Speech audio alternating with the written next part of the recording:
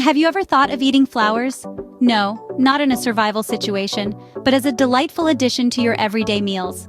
Imagine a world where flowers aren't just beautiful, they're delicious and nutritious too.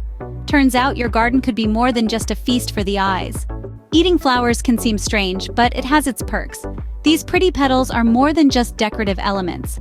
They are treasure troves of vitamins, especially vitamins A and C, providing a nutritional boost to any meal. But the benefits don't stop there.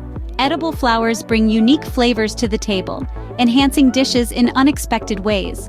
From subtly sweet to intriguingly spicy, they add a whole new dimension to the culinary experience.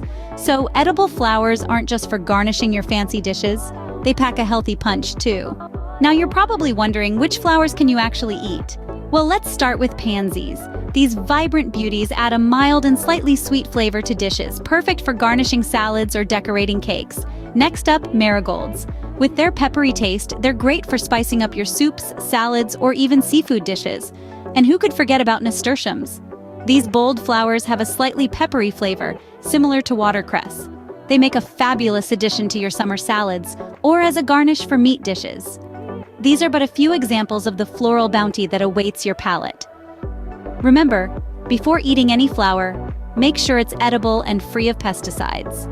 So edible flowers, not just a pretty face, but a tasty and nutritious addition to your meals. Let's remember, these vibrant blossoms can offer a unique twist to your dishes, from salads to desserts, while also providing nutritional benefits. They're not just for the aesthetic appeal, but offer a whole new world of flavors to explore. If you found this video informative and want to learn more about such interesting topics, don't forget to hit the like button and subscribe to our channel. Let's make our meals more colorful together.